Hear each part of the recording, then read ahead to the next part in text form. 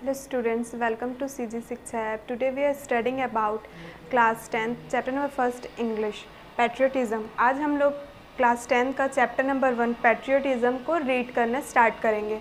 तो सबसे पहले देख लेते हैं कि पैट्रियोटिज़म मतलब एक्चुअली में होता क्या है।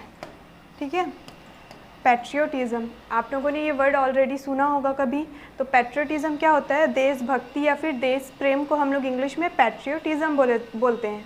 ओके और ये बहुत इंटरेस्टिंग सा चैप्टर है। आई होप अगर आप लोग इसको ध्यान से समझेंगे तो ये चैप्टर आप लोगों को भी बहुत अच्छा लगेगा। तो स्टार्ट करते हैं हमारा ये क्लास और स्टार्ट करते हैं हमारा ये चैप्टर रीड करना।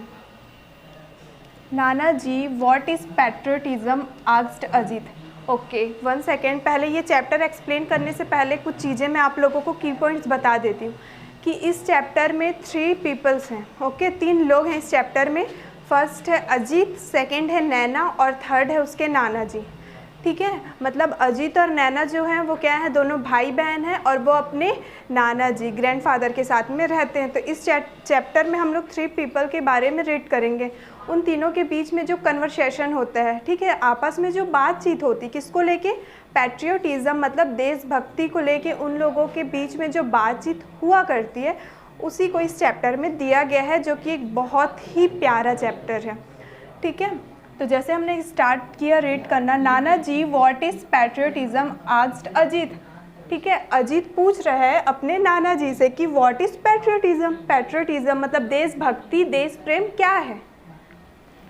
It means going to jail like Gandhi ji and Chacha Nehru और dying for your country like Bhagat Singh, explain his sister Neha. Okay जैसे अजीत ने पूछा कि देशभक्ति देश प्रेम क्या है, तो उसके नाना जी से पहले किसने रिप्लाई कर दिया, उसकी सिस्टर नेहा ने, उसकी बहन नेहा ने क्या रिप्लाई किया, समझाते हुए, एक्सप्लेन करते हुए, मतलब समझाते हुए क्या बोला कि देशभक्ति का मतलब, पैट्रियोटिज़म मतलब क्या होता है, गांधी जी और चाचा नेहरू की तरह जेल जाना। ठीक है, गांधी जी और चाचा नेहरू की तरह जेल जाना और dying for your country like Bhagat Singh, और भगत सिंह के जैसे क्या करना, अपने देश के लिए मर जाना। यही क्या होता है बोल रही है, पैट्रियोटिज़म होता है, यही देश प्रेम कहलाता है। ऐसा नैना एक्सप्लेन कर रही है कि गांधी जी और चाचा नेहरू की तरह जेल जाना और भगत सिंह के जैसे अपने कंट्री के लिए मतलब अपने देश के लिए मर जाना, ऐसा एक्सप्लेन करते हुए, ऐसा समझाते हुए उसकी सिस्टर, उसकी बहन नैना उसको रिप्लाई करती है। आगे देखते हैं। Yes Naina you are right but it also means a lot more. Yes Naina you are right, हाँ नेहा तुम सही हो, but it also means a lot more, लेकिन इससे भी ज़्यादा क्या होता है, और होता है। To be a patriot one need not die or go to jail. ठीक है, एक देशभक्त होने के लिए, पैट्रियोट मतलब क्या होता है, देशभक्त। एक देशभक्त होने के लिए क्या इंपॉर्टेंट नहीं है कि हम अपने देश के लिए मर जाएं या फिर जेल जाएं। ठीक है, एक देशभक्त होने के लिए मरना ज़रूरी नहीं है और ना ही जेल जाना ज़रूरी है। One can show one's love for one's country in many small ways, nana ji said. ठीक है, ये सब कौन बोल रहा है, तो नाना जी बोल रहे हैं कि तुम सही हो नेहा, लेकिन इसका मतलब और भी बहुत ज़्यादा होता है। पैट्रियोटिज़म मतलब और भी ज़्यादा होता है। ठीक है, एक देशभक्त होने के लिए हमको मरना और जेल जाना इम्पॉर्टेंट नहीं है। एक इंसान क्या कर सकता है, अपना लव मतलब अपना प्यार अपने देश के लिए बहुत छोटे छोटे तरीक़ों से, स्मॉल वे से, छोटे छोटे तरीक़ों से क्या कर सकता है, शो कर सकता है, दिखा सकता है। ऐसा कौन बोल रहे हैं, उसके नाना जी उन दोनों को रिप्लाई कर रहे हैं, बता रहे हैं। हाउ, कैसे, by loving its culture and its people. How करके बच्चे लोग पूछ रहे हैं ना, मतलब अजीत और नैना पूछ रहे हैं हाउ, कैसे हम छोटे छोटे तरीके से देशभक्त मतलब अपना देश के प्रति प्रेम कैसे दिखा सकते हैं। तो ये कौन रिप्लाई कर रहा है, उसके नाना जी रिप्लाई कर रहे हैं, by loving its culture and its people. वहाँ की संस्कृति और वहाँ के लोगों से प्यार करके, प्रेम करके क्या कर सकते हैं हम लोग, अपना देशभक्ति शो कर सकते हैं। Do you remember Ajit on 26th after the Republic day parade a tune was being played. ठीक है, अब उसके नाना जी अजीत से पूछ रहे हैं, डू यू रिमेंबर अजीत, क्या तुमको याद है, रिमेंबर मतलब क्या होता है, याद, याद रखना, क्या तुमको याद है कि 26th after the Republic day parade मतलब रिपब्लिक डे गणतंत्र दिवस में जो परेड निकलता है उसके बाद जो ट्यून मतलब जो धुन बजता है, क्या तुमको वो याद है। Yes, Nana ji, as soon as the tune started, you stood and continued standing till the end. तो अजित रिप्लाई करता है यस नाना जी, हाँ। और उसको ये भी याद रहता है कि जैसे ही वो ट्यून मतलब वो धुन चालू होता है तो आपने क्या किया था, आप खड़े हो गए थे और लास्ट तक टिल द एंड मतलब वो धुन मतलब वो ट्यून जब तक बजा तब तक आप क्या किए, खड़े रहे। ठीक है, तो आई होप कि आप लोग कुछ गैस कर सकते हैं कि 26 रिपब्लिक डे परेड के बाद कौन सा ट्यून बजता है। ओके, तो हम देखते हैं आगे, आप लोग गैस कीजिए कि कौन सा ट्यून बजता है। Do you know what the tune was. अब उसके नाना जी पूछ रहे हैं कि आप तुमको पता है कि वो ट्यून वो धुन कौन सा था। आई नो नाना जी, नैना सेड, नैना बोलती है आई नो नाना जी, मुझे पता है। It was our national anthem, वो कौन सा था, हमारा नेशनल एंथम था, जना गना मना। ठीक है, तो आप लोगों को भी आ गया होगा याद कि हम लोग 26 रिपब्लिक डे में कौन सा ट्यून सुनते हैं या फिर कौन सा ट्यून बोलते हैं, तो अपना नेशनल एंथम, जो कि कौन सा हमारा नेशनल एंथम, जना गना मना है। Good, but do you know why I got up and stood to attention. अब उसके नाना जी बोलते हैं गुड, ठीक है, बट क्या आपको ये पता है कि वो ट्यून सुनने के बाद मैं वहाँ पे क्यों खड़े हो गया था, सावधान, ठीक है, सावधान की स्थिति पे मैं वहाँ पे क्यों खड़े हो गया था, अटेंशन के पोजीशन में वहाँ पे स्टैंड क्यों हुआ था। नो नाना जी वाई, तो वो बोलती है कि नहीं नाना जी। फिर उसके बाद पूछती है कि वाई, आप क्यों खड़े हुए थे। As a mark of respect to the national anthem, मतलब अपने नेशनल एंथम के प्रति सम्मान दर्शाने के लिए, ठीक है, शो करने के लिए, अपने नेशनल एंथम के लिए रिस्पेक्ट शो करने के लिए क्या किया था, मैंने वहाँ पे खड़े हो गया था। And unfortunately I was the only one two do so.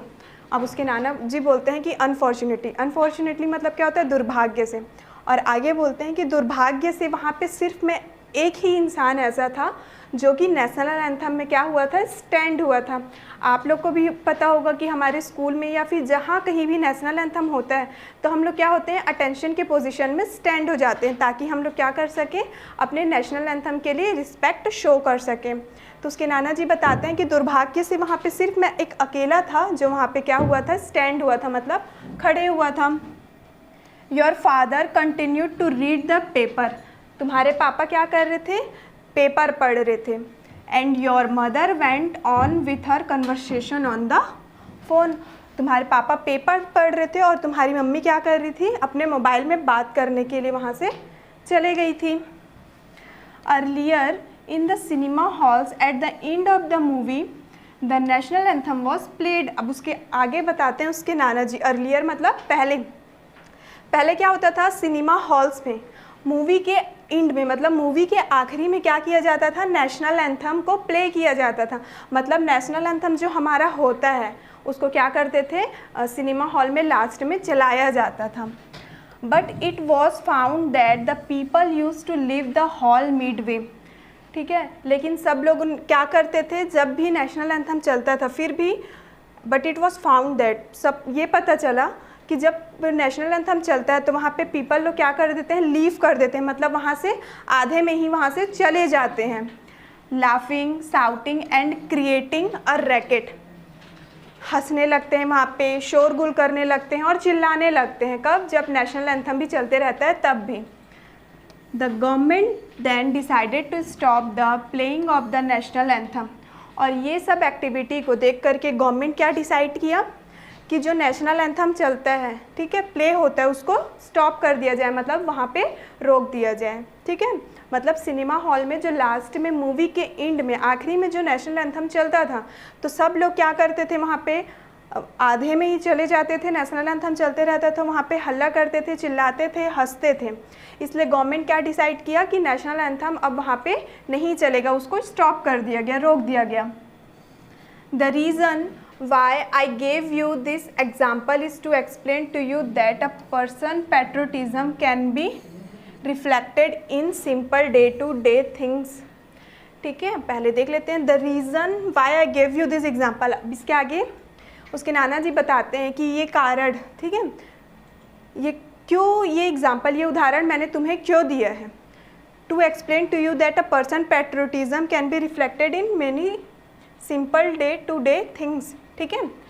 अब उसके नाना जी बोलते हैं मैंने ये एग्जाम्पल, ये उदाहरण तुम लोगों को किस कारण से दिया है, ताकि मैं आप लोगों को ये समझा सकूं कि एक इंसान अपने देश के प्रति प्रेम, ठीक है, मतलब अपनी देशभक्ति अपने जो डेली लाइफ में, ठीक है, रोज़मर्रा की ज़िंदगी में जो छोटे छोटी चीज़ होती है उसमें भी क्या कर सकते हैं, इंसान अपना देशभक्ति जता सकता है। जैसे कि his respect for his language, अपने भाषा के प्रति क्या करना, सम्मान रखना, ठीक है।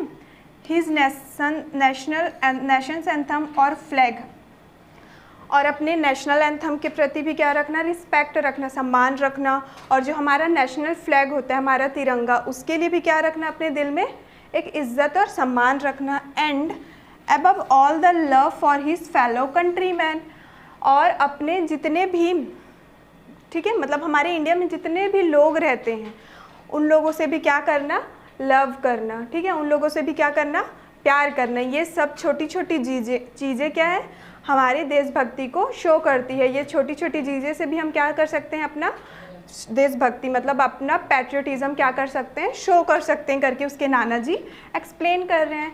तो आप लोगों को भी फॉलो करना चाहिए कि आप अपने लैंग्वेज को, ठीक है, हमारा इंडिया का जो लैंग्वेज है, हमारा नेशनल एंथम है, हमारे नेशनल फ्लैग हैं, और जितने भी हमारे कंट्री मैन हैं उन सब से हमको क्या करना चाहिए, रिस्पेक्ट रखना चाहिए एंड लव शो करना चाहिए। ओके, आगे देखते हैं। नाना ji I still don't understand, ठीक है, आगे बोल रहे हैं कि nana ji I still don't understand, मतलब मुझे बिल्कुल भी समझ में नहीं आया। I thought patriotism was all about dying for one's country और मेकिंग अ बिग सेक्रीफाइस। अब इन लोगों को जो ये छोटा छोटा सेक्रीफाइस था, सॉरी छोटा छोटा जो थिंग्स था कि अपने लैंग्वेज के लिए रिस्पेक्ट रखना, नेशनल एंथम और नेशनल फ्लैग वॉटएवर, ये चीज़ उन दोनों को बिल्कुल समझ नहीं आता। उन लोग बोलते हैं कि nana ji I still don't understand, मतलब मुझे बिल्कुल भी समझ नहीं आया।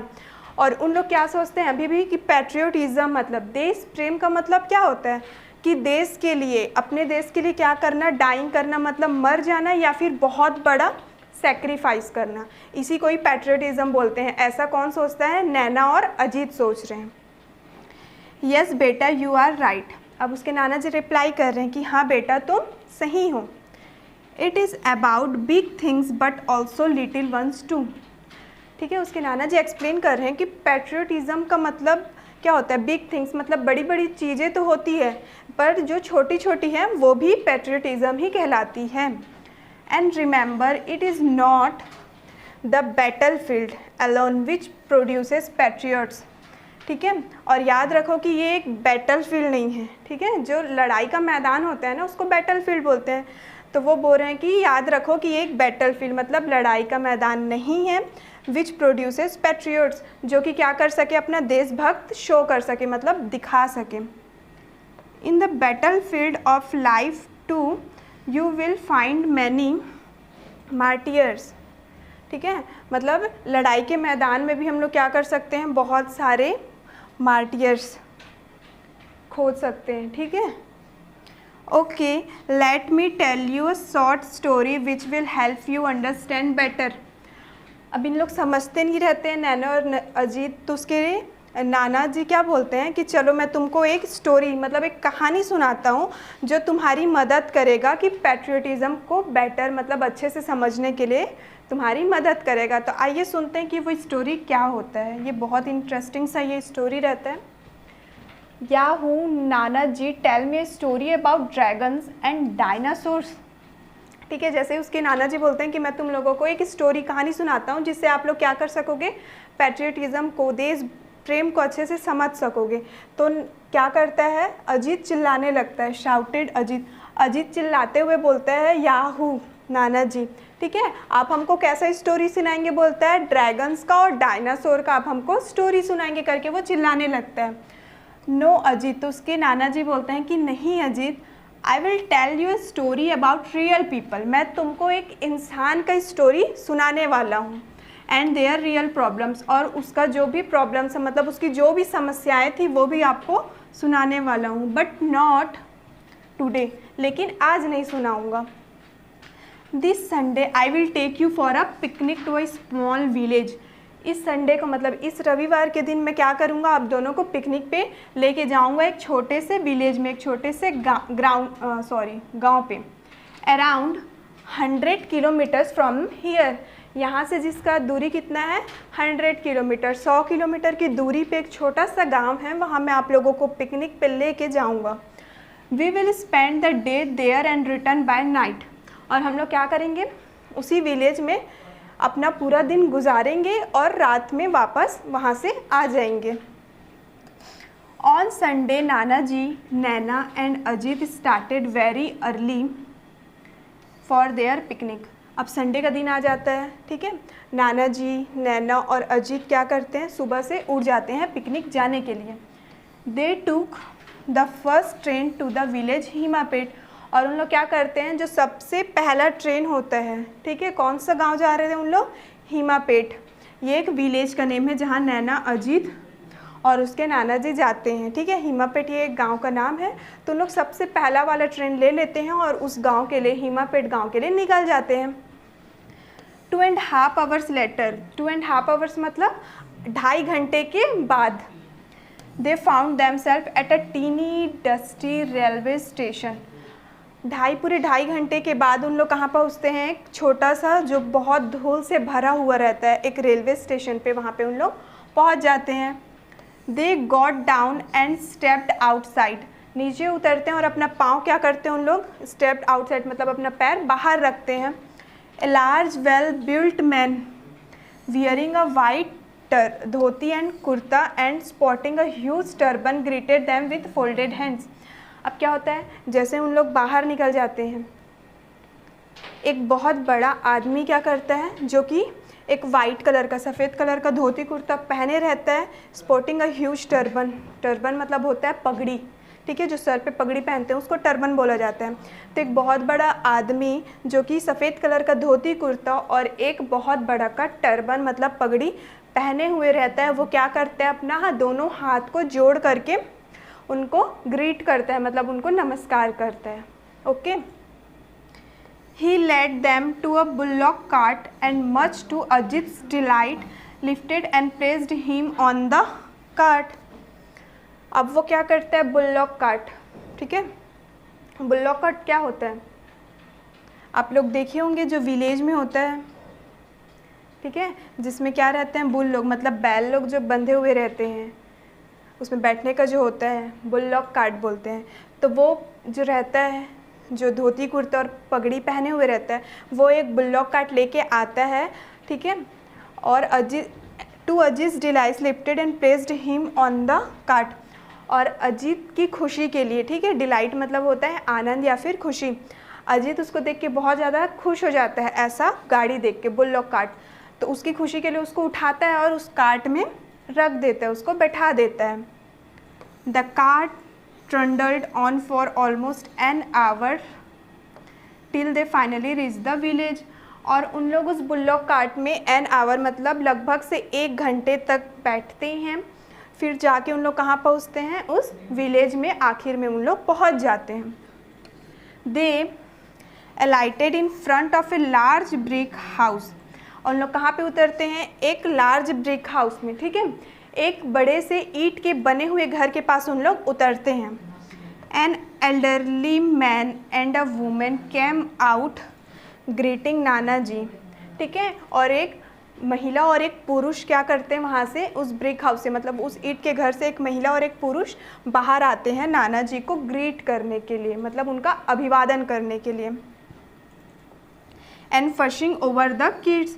और बच्चे की खुशी के लिए उन लोग उनको क्या करते हैं, चिल्लाते हैं, ठीक है। चिल्लाना मतलब शोर करने वाला ना, डांटने वाला नहीं। They spoke in a dialect which Naina and Ajit found difficult to understand.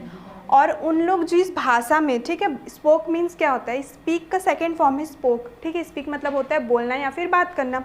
तो उन लोग जिस भाषा में बात करते हैं, ठीक है, जो वो मैन और वुमेन जो आए रहते हैं, उन लोग जिस लैंग्वेज में, जिस भाषा में बात करते हैं, वो नैना और अजीत को बिल्कुल भी समझ में नहीं आते रहते हैं। उन लोगों को बहुत परेशानी होता है उनकी बातों को समझने के लिए। आगे देखते हैं। एन आवर लेटर, 1 घंटे के बाद, after they had there breakfast, जब उन लोग क्या कर लेते हैं, नाश्ता कर लेते हैं, ठीक है, अपना ब्रेकफास्ट जब कर लेते हैं, नाना जी took them to a huge peepal tree where there was a platform. 1 घंटे के बाद जब उन लोग नाश्ता कर लेते हैं तो नाना जी क्या करते हैं, उन दोनों को ले जा कर के एक ह्यूज पीपल ट्री, मतलब एक बहुत बड़ा, एक विशाल सा पीपल के पेड़ के पास, जहाँ पे एक प्लेटफॉर्म जो बैठने का बना हुआ होता है ना सीमेंट से, उसको प्लेटफॉर्म बोलते हैं, तो वहाँ पे उन दोनों को ले जाते हैं। दे sat down and Nana ji started his story. अब उन लोग तीनों वहाँ पे बैठ जाते हैं और नाना जी क्या करते हैं, फाइनली अपना स्टोरी, अपना कहानी सुनाना चालू करते हैं। Around 10 years ago, there was a young man whose name was आकाश। अब वो नाना जी उनको स्टोरी सुनाना स्टार्ट करते, कहानी सुनाते हुए अब बताते हैं कि अराउंड 10 years ago, ठीक है, 10 साल पहले की बात है, एक यंग मैन, ठीक है, एक जवान आदमी रहता है जिसका नाम क्या रहता है, आकाश रहता है। He was studying to be a doctor, और वो किस चीज़ का पढ़ाई करते रहता है, डॉक्टरी का, ठीक है, डॉक्टर बनने के लिए वो क्या करते रहता है, स्टडी करते रहता है। After he completed his MBBS, जब उसका MBBS, ठीक है, डॉक्टर बनने के लिए जिस कोर्स को पढ़ना पड़ता है वो कौन सा होता है, हमारा MBBS होता है। MBBS कंप्लीट करके फिर हमको डॉक्टर की डिग्री मिलती है, उपाधि मिलती है। तो जैसे ही उनका MBBS कंप्लीट होता है, ही वर्कड हार्ड, ठीक है, after he completed his MBBS he worked hard, जैसे उसका MBBS कंप्लीट होता है, ही वर्कड हार्ड, तो वो क्या करने लगता है, और भी ज़्यादा कड़ी मेहनत करने लगता है। And won a scholarship to USA, और उसको क्या मिल जाता है, USA के लिए, ठीक है, USA United state of America, America के लिए स्कॉलरशिप मिल जाता है। He got his master degree, ठीक है, अब उसको क्या मिल जाता है, अपना जो MBBS का मास्टर डिग्री उसको मिल जाता है। And decided to come back, जैसे उसको अपना डिग्री मिल जाता है, MBBS का मास्टर डिग्री, तो वो क्या डिसाइड करता है, वो क्या निर्णय लेता है कि अब मैं वापस से क्या करूँगा, यहाँ से चले जाऊँगा। Along with him 10 of his friends had also gone for higher studies to America, और आकाश के साथ साथ, आकाश कौन है जिसके बारे में हम लोग स्टोरी सुन रहे हैं, तो आकाश के साथ साथ और उसके कितने फ्रेंड, 10 फ्रेंड, 10 दोस्त उसके साथ और कहाँ जाए रहते हैं, USA अमेरिका में अपना स्टडी करने के लिए जाए रहते हैं। They all stayed back but Akash return, उन लोग सब क्या करते हैं, उन लोग वहाँ रुक जाते हैं, लेकिन आकाश क्या हो जाता है, वहाँ से रिटर्न हो जाता है, मतलब वापस आ जाता है। Akash father was not very happy, ठीक है, तो आकाश जब अमेरिका से वापस आता है तो उसके फादर क्या रहते हैं, बिल्कुल भी खुश नहीं रहते हैं। विथ हिज सन्स डिसीज़न, अपने बेटे के निर्णय से आकाश के फादर क्या नहीं होते हैं, बिल्कुल भी खुश नहीं होते हैं। उसका डिसीजन क्या होता है कि अमेरिका से वापस लौट करके आना, और इस डिसीजन से उसके पापा बिल्कुल भी खुश नहीं होते हैं। He was very proud that his son had got a foreign degree, ठीक है, उसके पापा क्या थे, बहुत ज़्यादा प्राउड फील करते थे, ठीक है, किस चीज़ के लिए, कि उसका जो उनके जो सन है, मतलब उसका जो बेटा है, उसको क्या मिला है, फॉरेन का डिग्री मिला है, इसलिए वो उनको बहुत ज़्यादा क्या होता था, प्राउड फील होता था। He wanted his son to make America his home, उसके पापा क्या चाहते थे कि उसका बेटा क्या करे, अमेरिका में ही अपना घर बना ले, earn a lot of money, और बहुत सारा पैसा अर्न करे, मतलब बहुत सारा पैसा कमाए। And finally invite his parents and sister, और जब वो घर बना ले, बहुत सारा पैसा कमा ले, उसके बाद वो क्या करे, अपने पेरेंट्स को, मतलब अपने मम्मी पापा को, और अपनी सिस्टर मतलब अपनी बहन को भी क्या करे, वो अमेरिका बुला ले। Also to settle down in America, और क्या हो जाए, उन लोग वहीं बस जाए, सेटल हो जाए अमेरिका में ही। बट आकाश वॉज एडमेंट, लेकिन आकाश क्या रहा, एडमेंट मतलब अटल रहा, टिका रहा अपने ही डिसीज़न पे, कि उसने जो क्या डिसीज़न किया था कि वो वापस अमेरिका से क्या करेगा, घर आ जाएगा। My country has spend thousands of rupees in educating me, Akash बोलता है कि मेरे कंट्री ने, मेरे देश ने मेरे पढ़ाई के ऊपर कितना खर्चा किया, हज़ारों रुपए खर्चा किया है। I have to repay this डेप्ट, रिपे मतलब होता है चुकाना, डेप्ट का मतलब होता है कर्ज। तो आकाश बोलता है कि मेरे देश ने मेरे पढ़ाई के लिए मुझ पे हज़ारों रुपए खर्च किए हैं, और मेरे को क्या करना है, अपना वो कर्ज को रीपे करना है, मतलब चुकाना है। The only way I can do it is by serving the people here. ठीक है, अब मैं अपना कर्ज कैसे चुका सकता हूँ? तो मेरे पास सिर्फ एक ही तरीका है कि मैं अपने इस कंट्री के, अपने देश के लोगों का सेवा करके अपना कर्ज क्या कर सकता हूँ? चुका सकता हूँ। And more over India and it's villages need good doctor far more then reach countries like America. आगे आकाश बोलता है and more over India and it's village, मतलब इंडिया और यहाँ के जो भी गांव के लोग हैं उन लोगों को क्या चाहिए? गुड डॉक्टर्स, मतलब एक बहुत अच्छे डॉक्टर चाहिए। ठीक है, far more than rich countries like America. देखा जाए अमेरिका के मुकाबले में, ठीक है, कंपैरिजन में, तो इंडिया को क्या चाहिए? बहुत सारे अच्छे डॉक्टर्स की ज़रूरत है, ऐसा आकाश बताता है। आई होप यहाँ तक आप लोगों को क्लियर हो गया होगा और ये स्टोरी बहुत इंटरेस्टिंग भी लग रही होगी। वॉट हैपेंड नाना जी did Akash come back to India. अब उन लोग पूछते हैं कि व्हाट हैपेंड नाना जी, फिर क्या हुआ? क्या आकाश वापस इंडिया आया? Yes child he did. तो उसके नाना जी रिप्लाई करते हैं कि यस चाइल्ड, हाँ वो क्या किया? वापस आया, उसने ये किया, he did. In the beginning he worked in a government hospital in the city. शुरुआत में उसने क्या किया? जब वो इंडिया वापस आ गया तो बिगिनिंग में मतलब शुरुआत में उसने क्या किया? गवर्नमेंट हॉस्पिटल, उसके शहर के गवर्नमेंट हॉस्पिटल में, ठीक है, जो सरकारी हॉस्पिटल था वहाँ पे वो क्या करता था? वर्क करता था, मतलब वहीं उसका वो काम करता था। A year later an epidemic broke out in the near by villages. कुछ सालों के बाद क्या हुआ? एपिडेमिक क्या होता है? महामारी। ठीक है, कुछ सालों के बाद उसके आसपास के गांव में क्या हुआ? एक महामारी फैल गया था। When Akash learnt about that, he just packed his bags and left. आकाश जैसे ही सुना उसके बारे में उसने क्या किया? अपना बैग पैक किया और वहाँ से वो निकल गया। He didn't even inform his parents. और उसने अपने पेरेंट्स को, मतलब अपने मम्मी पापा को इन्फॉर्म नहीं किया, बताया नहीं। Why asked Ajit. तो अजीत पूछता है कि क्यों? उसने अपने मम्मी पापा को क्यों नहीं बताया? Because they would have stopped him. सिल्ली। ठीक है, क्यों नहीं बताया? क्योंकि उसके पेरेंट्स क्या करते थे? उसको स्टॉप कर देते, वहीं रोक लेते। In science I have studied that during epidemic sometimes the doctor who are treating the patients also die, Naina said. Naina बोलती है कि मैंने क्या किया है? साइंस में, विज्ञान में पढ़ा है। क्या पढ़ा है?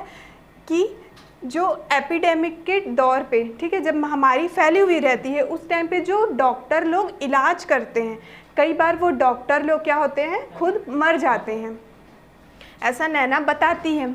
Yes Naina is right. ठीक है, तो उसके नाना जी बोलते हैं कि हाँ नैना बिल्कुल सही बोल रही है, नैना सही है। Anyway a week later Akash father got a postcard from him. ठीक है, एक अ वीक लेटर मतलब एक हफ्ते के बाद क्या होता है? आकाश के फादर को, ठीक है, आकाश के पापा को एक पोस्ट कार्ड मिलता है। उसमें क्या लिखे रहता है?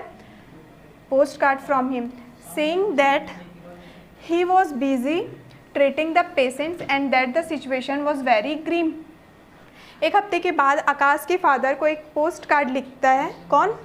आकाश खुद। उसमें क्या लिखे रहता है कि वो बिजी है, व्यस्त है, पेशेंट्स, ठीक है, मरीजों का इलाज करने के लिए बहुत व्यस्त है और वहाँ का जो सिचुएशन है वो बहुत ज़्यादा क्या है? नाजुक है, मतलब अच्छा नहीं है। But Akash did not mention where exactly he was. लेकिन आकाश उसमें ये नहीं लिखे रहता है कि वो अभी कहाँ है।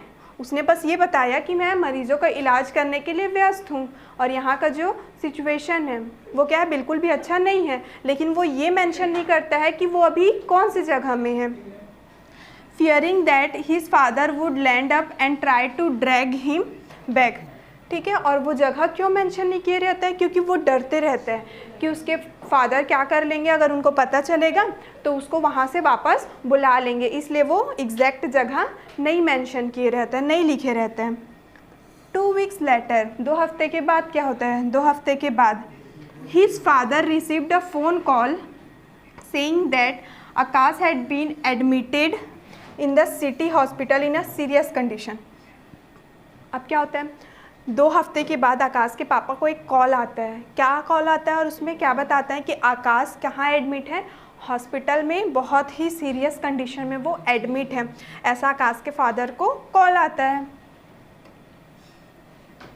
His parents rushed to see him. उसके पेरेंट्स को क्या होती है? बहुत हड़बड़ी होती है उसको देखने की। He was in a very bad state, क्योंकि आकाश क्या रहता है? बहुत गंभीर हालत में रहता है। He could barely speak. Barely मतलब होता है मुश्किल से, और वो बहुत मुश्किल से बोल पाते रहता है। Why are you torturing yourself as well as son? ठीक है, उसके पापा बोलते हैं तुम अपने आप को, Why are you torturing yourself? तुम खुद को इतना क्यों सता रहे हो? His father asked him while his mother started sobbing. Sobbing मतलब भी रोना होता है ना, crying मतलब भी रोना होता है, sobbing मीन्स भी रोना ही होता है। उसके पापा उससे पूछते हैं कि तुम अपने आप को टॉर्चर मतलब क्यों सता रहे हो, और उसकी मम्मी क्या करने लग जाती है? रोने लग जाती है। I can't help it father, मैं इसमें I can't help it father, मैं बिल्कुल भी मदद नहीं कर पाऊँगा।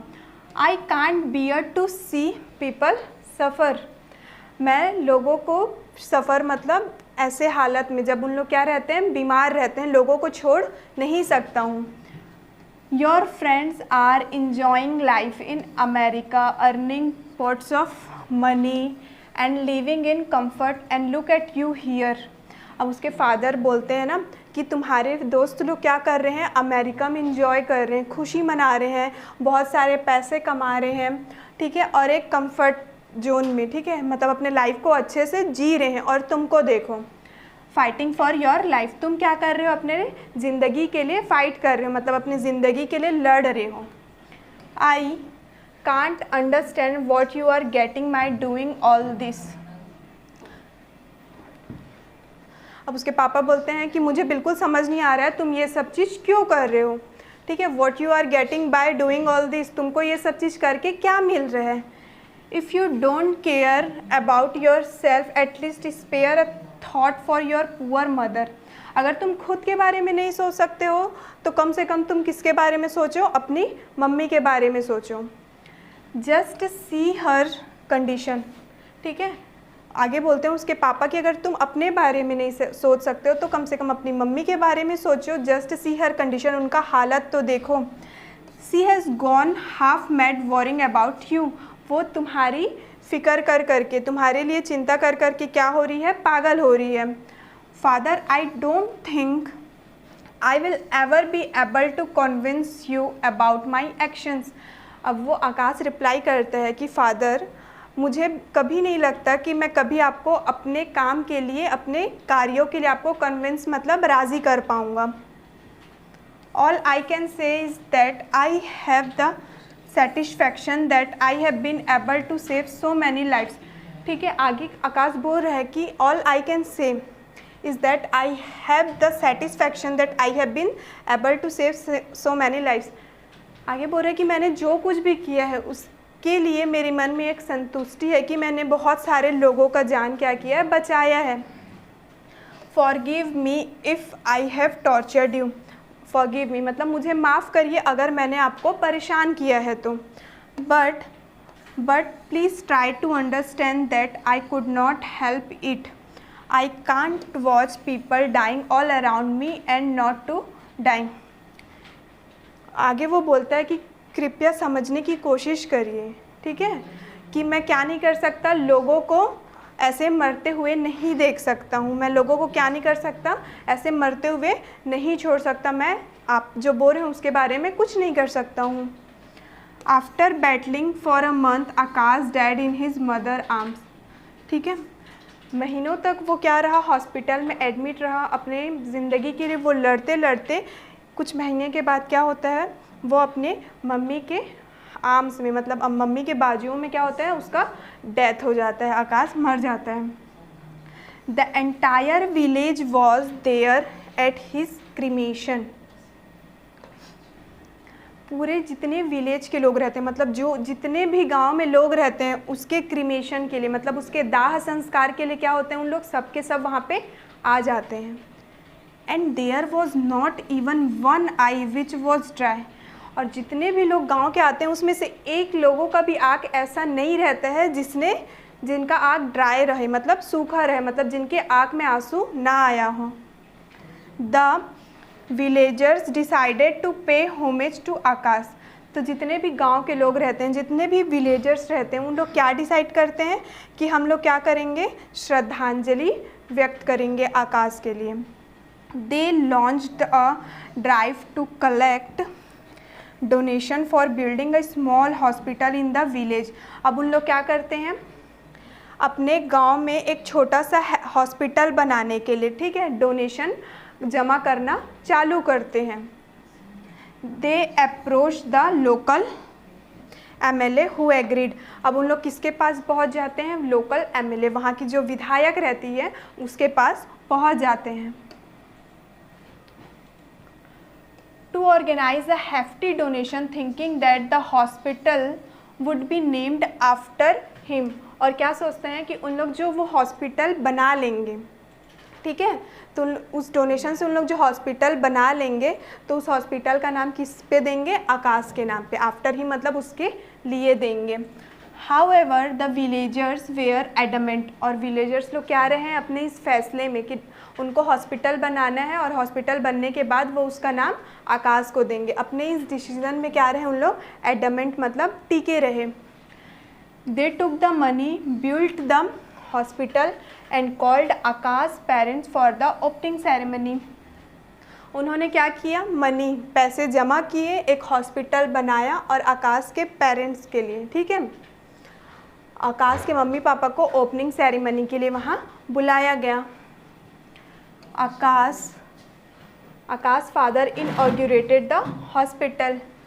आकाश के फादर क्या करते हैं, हॉस्पिटल का ओपनिंग करते हैं। Come I want to show you something, नाना जी सेड। अब उसके नाना जी क्या बोलते हैं कि आप मेरे साथ आओ आप लोग, मैं आप लोगों को कुछ दिखाता हूँ। And taking their hands in his he led them to a building. अब उसके नाना जी क्या करते हैं, उन लोगों का हाथ पकड़ लेते हैं और उन लोगों को कहाँ ले जाते हैं, एक बिल्डिंग के पास ले जाते हैं। A few 100 meters behind the peepal tree. और जिस बिल्डिंग के पास उन लोग जाते हैं वो उस पीपल के ट्री से, मतलब उस पीपल के पेड़ से 100 मीटर की दूरी पे रहता है। They stopped in front of A blue board. अब उन लोग क्या करते हैं, एक ब्लू कलर का, एक नीले कलर का बोर्ड रहता है, वहीं पे रुक जाते हैं। Naina please read what is written. ठीक है, अब उसके नाना जी बोलते हैं कि Naina please read what is written. Naina जो लिखा हुआ है उसको तुम कृपया पढ़ो। Akash memorial hospital in memory of doctor Akash Roy who save this village from death. उस बोर्ड में क्या लिखे रहता है, आकाश मेमोरियल हॉस्पिटल, ठीक है, किसके याद में बनाया रहता है, तो डॉक्टर आकाश राय की याद में उसको बनाया रहता है, जिसने क्या किया था, who save this village from death. उसने उस विलेज को, उस गांव के लोगों को क्या किया था, मौत से बचाया था। नैना लुक्ड एट हर ग्रैंडफादर। नैना क्या करती है, उसको पढ़ने के बाद अपने नाना जी की तरफ देखती है। His eyes were wet with tears. और क्या होता है, उसके नाना जी का आँख आंसुओं से पूरा भर जाता है। नाना जी, Akash Roy, but your surname is also Roy. Naina बोलती है आकाश रॉय, ठीक है, रिपीट करती है आकाश रॉय, और बोलती है कि आपका भी सरनेम क्या है, रॉय ही है। वॉज ही योर, क्या ये आपकी, इतना बोल के वो रुक जाती है कि आकाश रॉय और आपका भी सरनेम रॉय रहता है, क्या ये आपके, ऐसा बोल के रुक जाती है। Yes my child, he was my son. अब उसके नाना जी रिप्लाई करते हैं कि हाँ बेटा, वो मेरे बेटे थे। योर मदर्स एल्डर ब्रदर, तुम्हारे मम्मी के बड़े भाई। As a professor of philosophy I always thought I knew even everything about everything. मैं फ़िलोसॉफ़ी का प्रोफेसर होकर प्राध्यापक था और मुझे ये लगता था कि मैं सभी चीज़ों के बारे में सब कुछ जानता हूँ, ठीक है, ऐसा नाना जी बोल रहे हैं ना, कि मैं प्रोफेसर था फ़िलोसॉफ़ी का और मुझे ये लगता था कि मैं सभी चीज़ों के बारे में सब कुछ जानता हूँ। But my son taught me the true essence of the term service and the real meaning of the word patriotism. लेकिन वो क्या बोलते हैं, लेकिन मेरे सन ने, मेरे बेटे ने मुझे ये सिखाया, ठीक है, कि एक पैट्रियटिज़म, एक देश प्रेम, एक देशभक्ति क्या होता है, ये मैंने अपने बेटे से सीखा है। तो ये स्टोरी यहीं पे कंप्लीट होता है और ये बहुत इंटरेस्टिंग सा स्टोरी था। जैसे आप लोगों ने समझा होगा कि एक पैट्रियटिज़म मतलब एक देश प्रेम के लिए, कि वो कहाँ स्टडी किया था, हमने जैसे पढ़ा कि वो अमेरिका में स्टडी किया था और अमेरिका से सिर्फ इंडिया ये सोच के आया था कि यहाँ के लोगों को क्या कर सके, वो ट्रीट कर सके, उनका इलाज कर सके। और वो एपिडेमिक के टाइम पे, मतलब महामारी के टाइम पे क्या किया था, अपने पेरेंट्स को बिना इन्फॉर्म किए हुए वहाँ चले गया था। और उसी एपिडेमिक के वजह से, उसी बीमारी के वजह से क्या होता है, उसका खुद का डेथ हो जाता है। लेकिन वो क्या बोलता है कि मैं सेटिस्फाइड था, कि मैं संतुष्ट था कि मैंने अपने देश के लिए यहाँ के लोगों का इलाज किया है, ठीक है, उनकी मदद की है, अपना एक देशभक्त का कार्य जो होता है मैंने वो पूरा किया है। तो इस स्टोरी में हमको पता चला कि एक्चुअली में पैट्रियटिज़म क्या होता है।